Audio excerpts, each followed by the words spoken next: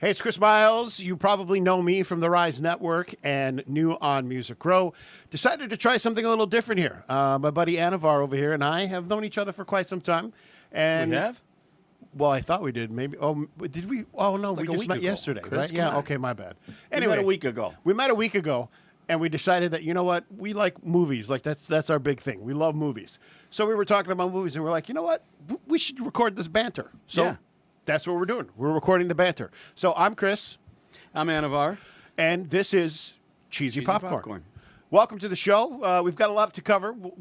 Every week we'll do like a genre category type thing where we'll talk about movies that you could probably pick up at your local library, or maybe you could stream on a platform somewhere or something like that.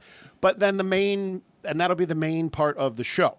The beginning part of the show is we're going to talk about movies that we want to see, like something that's coming out this week. Or movies we have seen. We'll also talk about a movie That we just saw. Yeah. And something that's coming out. One or two movies that are coming out soon and that we Exact- want to go see. Exactly. So, Right. Not together.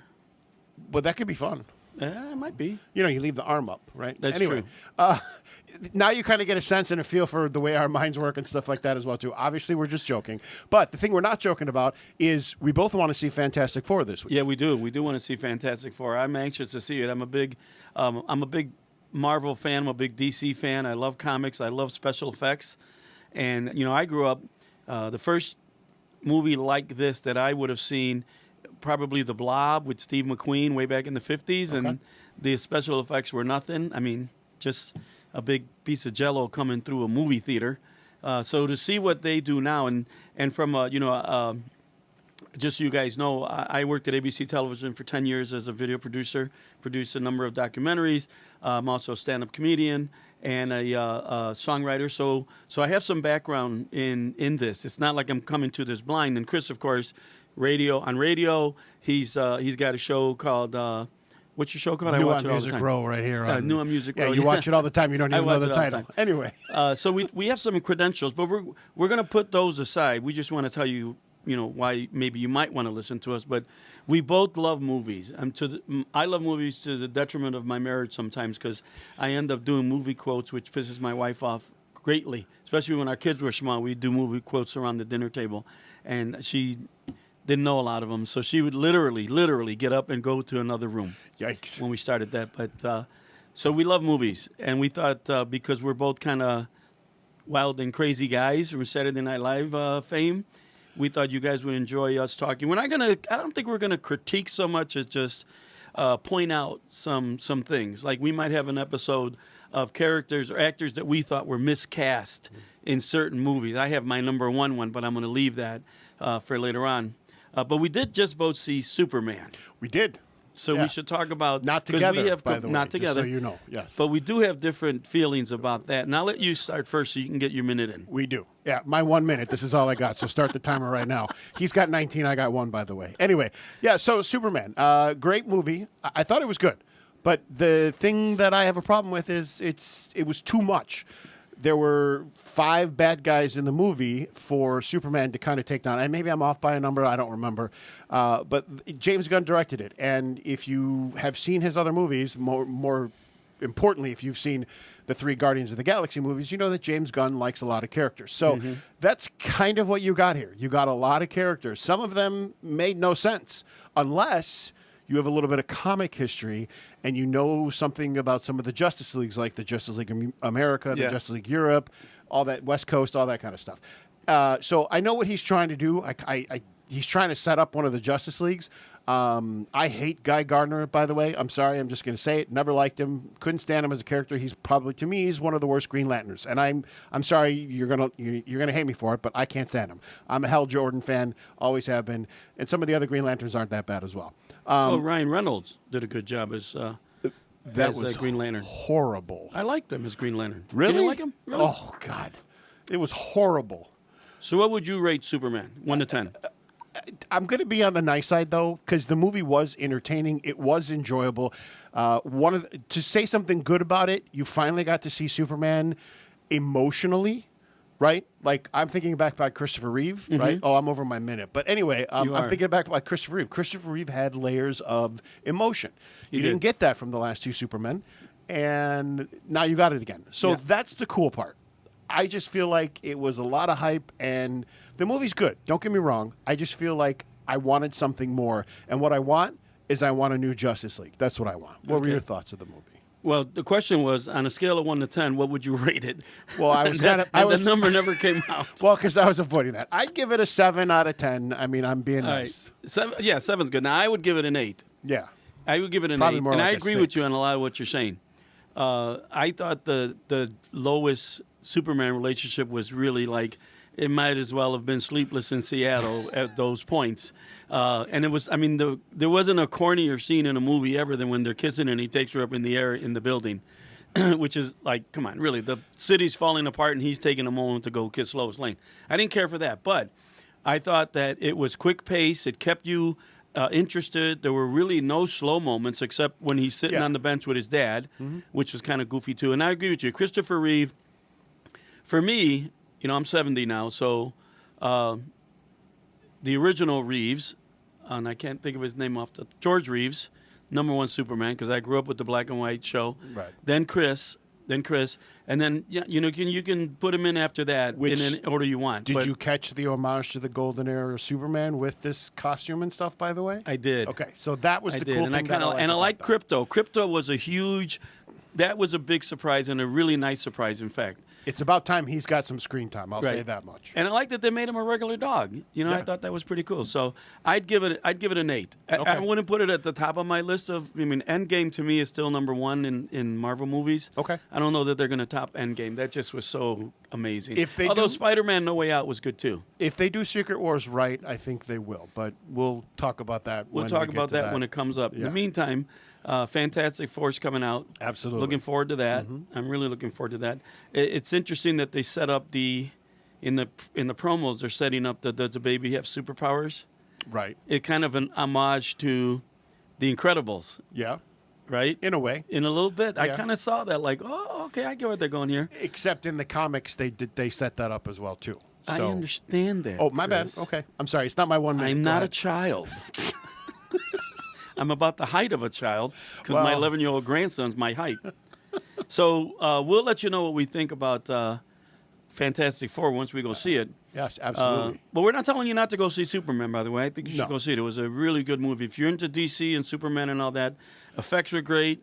I agree with you. Too many things going on at one time for Superman to handle. Exactly. Yeah. But I do think that this is setting stuff up for DC. Yeah. And I think DC may now start to have the movies that those of us who have been looking for them for so long. I think we're starting to get to that point. Yep. We'll say it like that. And I think the line that was missing in this movie when he was laying in bed was his mom saying, "You need to take it easy. You're no Spider-Man." Well, I think that would have been a copyright problem. Wouldn't that but be cool though if they'd done that? Yes. I would have loved Yes. that line. It would have been funny. But So that's it for what we saw right. and what we're going to see. Right. We thought we'd start out by listing our top 5s. Yeah, movies. because usually the conversation, and at least with me, and I know you and we had this conversation.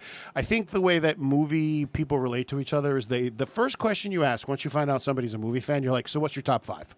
I think that's kind of what sets the precedence for like what kind of movies you like and what you really pay attention to. So that's what this episode, the nuts and bolts of this episode, if you will, are going to be about. Our top 5 of all time, our favorite top 5 movies. So I've had my minute already. We'll give you your. Actually, my first question when I meet another movie buff is, what's your favorite snack? Oh. It's a little different, but Okay. Well, because mine is Reese's Pieces. Reese's Pieces. Yeah, I'm an M peanut kind of guy. You would be. Yeah, I I know. kind of thought that about you. Sometimes I feel like a nut. Sometimes I don't. Yeah. Sometimes you don't. That's a different candy bar. So anyway, my top 1. Well, let's go from 5 up. How's but- that? Sure. All right, we can go backwards. Number 5 for me is Crimson Tide. Ooh, good movie. Great movie. Great movie. Clancy novel. So Yeah. we've got that going. Based on a Clancy novel. Right, based on a Clancy novel. Absolutely. Yeah. And And a couple of really good actors in it. really One of my good. favorite. As a matter Denzel of and fact. Gene Hackman. There's a couple other really good actors in there too. Oh, what's his name is in there? The NFL guy. played with the Raiders, and I can't think of his name. Howie Long. Howie Long. Howie Long is really good in this movie, by the way. If you like Howie Long, you're going to want to see this movie. As an ex-Navy guy, I really like the fact that they stuck really close to what it's like to actually be in the Navy and the protocol and the chain of command and all that. It was realistic. It was very realistic for me, having been there. So that's why I liked it. Okay. What's your 5? Your number 5. All right, so number 5 for me would be 7. 7. I said 5. What's your number 5? That is my number 5. You said 7. Well, my number 5 is 7. So there we go. Okay. Right. You need help with colors too? Sometimes, yes. I don't know my reds from my whites. 7. The great movie. Great movie. Great movie. Except for the very ending. I thought the ending was what made the movie. See, that's the part I hate about it. What's in the box? To me, that is the worst line he has ever. I did not believe him at all. And I'm not a Brad Pitt guy, but I liked him in this. Well, and for the majority of the movie, Brad Pitt was excellent. Yes. But him and Gwyneth were dating at the time. Oh. And for me, when he was like, "What's in the box?" I was like, "I don't believe you for 1 second. You don't care what's in that box," because he was disjointed at that moment. However, Morgan Freeman, excellent great in that always. But in my opinion, the greatest serial killer of all time is featured in this movie. Oh, of course, Kevin Spacey playing the serial killer. I agree. What? I agree. Oh, okay. I know you rarely hear that. Right. Well, that's why you threw me for a loop. I was like, you agree with me? Wow. Okay. It's a shock. Shocker. Like, totally. He's in the next Spider-Man movie, by the way. Anyway. That's, to me, one of the greatest serial killers. And I'm a Dexter fan, so we can talk about that as well, too. But that's TV. All right. So, number 4 for me. I'm a big John Wayne Western kind of fan. And he's made a lot of great movies, but I think his best movie on my list is The Shootist. And I don't think you've seen it. But you promised you would. This is where I fail when it comes to movies. I've watched maybe 2 westerns in my entire life. And Yeah, I know. And the Django Unchained doesn't count, so there we go. No. But anyway. But The Shootist was his last movie. He had cancer when he made this movie, and it's so realistic. It's such a great parallel of his life, and I thought, and it's the last movie he did with James Stewart too, because they were close friends, and he's in it. And actually, who else is in it is Ron Howard. Oh, like a young Ron Howard? Young Ron Howard, like Andy Griffith young or younger than that? No, like 18, 19-year-old Ron Howard. So Happy Days Ron. Happy Days Ron. Right. Yeah, maybe just before. Well, I don't know if it came up before or after, but it's a Happy Days Ron Howard. It was really good. What's your 4? My number 4 is one of the greatest science fiction movies, time travel movies of all time. And again, this is just my personal opinion, but Back to the Future, the original one, not first one, the very first one, not 2 or 3. One of the greatest movies. Now, here's the reason why. So, a couple of these movies are on my list because my cousins who lived in Green Bay had cable, and we didn't, because back in the day, having cable was a thing. And we didn't. So what they did for Christmas and my birthday is they would send us a tape where they'd put 3 movies on the tape.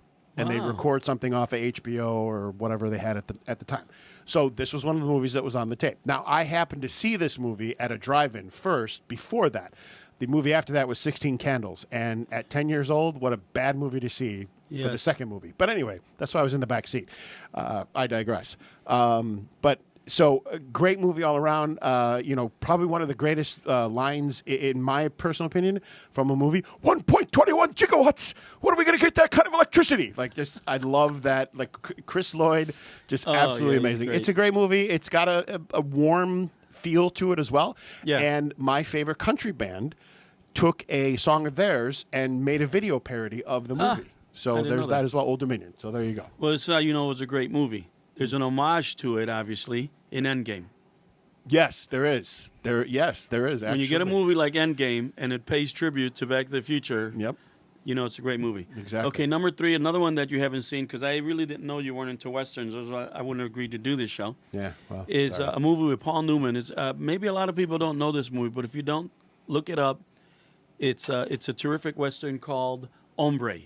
Hombre, which is Spanish for man, for those of you who are not bilingual.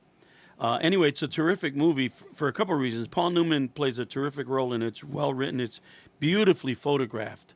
I don't think it's a John Ford, but the photography is sensational. It also has another one of my favorite Western actors, Richard, played Paladin. And I can't think of his last name now. Darn it! Is that Paladin? Yeah. Far From Home. Okay, I know that because of my next pick. But anyway, yes. Anyway, it was ahead of its time. In this movie was ahead of its time, and I don't want to give it away, but if you watch the movie, you'll see why I say that. It's very relatable to even some things that are going on right now. So that's my number 3. What's a lot yours? of people would say that Paul Newman was ahead of his time. He was. For sure. All right. So my number 3 is Stand By Me. Stand By Me with James Olmos? Yes. Or the other Stand By Me? No, not that Stand By Me. Oh. The Stand By Me that is actually a take on a Stephen King short or novella, as they call it. I believe it was in Night Shift. That novella was called The Body. It's basically a story where 5 boys who are roughly about 7th or 8th grade. That's the one where they're by the train tracks and stuff? Mm-hmm. Yeah, okay. They go out into the woods because they hear about a local boy who got hit by the train and they want to see what a dead body looks like. Great movie because it brings in the situation of what it's like when you're a kid and how you have so many friends, and then you kind of realize as life goes on that friend circle kind of diminishes and stuff. Yep. And it's set in the 50s, which is where and they actually sing the song to the title theme to Paladin, and a bunch as well as some other ones as well too. But just a great movie all around. Some great lines from that as well. My favorite one from that movie is, all right, so Mickey's a mouse, Donald's a duck, right? Goofy's a dog, or Pluto's a dog. What's Goofy? To me, that's the greatest line in a movie right there. So that's why it's on my list and my number 3. We'll have to get the beeper on that one. Well, we will, yeah. That's great. My favorite line in Hombre, by the way, is towards the end when one of the guys gets shot, one of the bad guys says, I would like to at least know his name. And then he dies, which is great. Number 2 for me is another, maybe little known. It actually was a Broadway play as well. Chaz Palmeri, Bronx Tale with Robert De Niro and Chaz Palmeri. And that's what turned me on to Chaz, as a matter of fact. That is a terrific movie. I think underrated. I don't think it stayed at the theaters long enough for people to really appreciate it. Yep. Written by Chaz Palmeri, starring Chaz Palmeri with Robert De Niro, who took a secondary role in that basically. But played it beautifully. Absolutely. You know, I don't know. I think they're friends. If they're not, they sure seem like they got along on this set, even though they're adversaries in the movie. But just a good movie about. It's a gangster movie in a way, but it's really a family values movie. It really is. So I like that one. And it's got an excellent soundtrack as well. A great soundtrack. Yes, yeah, absolutely. My number 2, Can't Buy Me Love, which is a comedy that stars a gentleman that many of you may know from a TV show called Grey's Anatomy. He's a doctor on the show as well. What do they call him on that show? Like Mr. Goodface or something like that. I forget what they call him on the show. Yeah, Anyway, I don't know. Pretty Face or something like that. Yeah, Mr. McPretty. Mr. McDreamy, I think is McDream. That's what it is. Yeah, Mr. McDream. I heard a voice in my head. Did just you? yell that out. Yeah, kind of like the way Clark hears voices when he's in the Fortress of Solitude. That thing. Yeah. Okay, there we go. Yes. All right, but yeah, Can't Buy Me Love. It's campy as hell. Yeah. But it's got some great lines in it. And it's just a fun movie. I mean, it's about how a nerd can, actually get into the popular world of high school and be accepted and things of that nature. So it's got a great theme to it as well. Great. It's just a great movie all around. It's funny. It features a Beatles song as well too, so that's a plus. And it's a great watch. So if you haven't seen it, watch it. You probably will enjoy it. All right, number 1 for me, Godfather 2. Oh, now, a sequel. People will disagree with me because people always say, "Oh, well, Godfather 1." I go, "Godfather 1 was great. It really was great. I could watch that movie over and over." But it doesn't really give you the backstory that Godfather 2 gives you. Okay. And I like the back and forth in the movie, but getting that where it all started with the little boy and the mom getting shot, I think it just, and De Niro just played that that young Corleone, Absolutely amazing. and in it that led movie. beautifully All three of them, actually. to Pacino's part in his role. I just like 2 better. I would go 2 then 1, in my opinion. Okay. Most people say it's 1 and 2 because you need 1 to do 2, but I think you could see 2 and still walk away having seen a great movie I think without this is- ever seeing 1. And I think this is one of those scenarios where the sequel is actually better than the original. I agree. And it's a very rare thing when that happens in the movies. Usually the sequel is like, Right now, Godfather 3, directed by his daughter, Coppola's daughter. Don't yeah, it's watch not a that spider crawl up a wall. It's much more intriguing. All right, what's your She did number 1? redeem herself later in her career, though. She has a couple of great movies later She had on a in her couple of career. okay movies, Yeah. but she totally took she took it straight down. Yeah. Okay, number 1 for you. Number 1 for me, another Stephen King-based movie, Shawshank Redemption. Yes. Andy Dufresne, I mean, Oh. can you say anything more about... Another Morgan Freeman. Well, Morgan Freeman too, but I think Tim really stole the show. And, Oh, and- absolutely. And Absolutely. in this movie, I think it kind of set up his career. Yeah. And after this, he was in a couple other movies as well too, which he did really well in. And Yeah. then he ended up with a fairly decent, sort of And woman. you got James Whitmore. I mean, come on. It's a great cast. It's just a great film. Again, it does take place, I think, in the 60s or something like that, late 50s, early 60s. The realism of that was incredible. Absolutely. The And warden, the guards. I mean, just when I first started watching it, I didn't think I was going to like it. yeah, me And too. then I just fell into. I'm a fan of this movie. Me too. It's And in my this top was- 10. Yeah, It's in my top 10. this is one that's in my permanent collection. Yeah. I have watched it. I watch it at least You have 3 a or 4 permanent times a year. collection? I do have a permanent collection. Very Yeah, nice. it's going to go down on your record That means too. you never have to iron it, right? Right? No, exactly. Yeah, Very Mhm. nice. It's perfectly pressed. Perfectly pressed There collection. we go. So that's our top 5. Do you agree? Do you disagree? Do you have others that you like as well? Let us know in the comment section. Let us know if there's anything you want us to talk about in Yeah, the comment absolutely. section as well. Like I said, we've Or got any topics you want us to talk about. Let us know any topics you want to talk about. If you want us to wear something different, if we're on video, if it's just audio, if you want us to talk different. I mean, we could do voices. We could do voices. Yeah. I could do an Irishman. That was a. Yeah. Oh, All right, Chris, right, you're all looking right. good today. All right. Oh, Yeah. you nice, There we nice. go. That was an excellent Al Pacino. And with that, that's the episode. Thank you for watching Cheesy Popcorn. We'll see you again next week, right here on the Rise Network.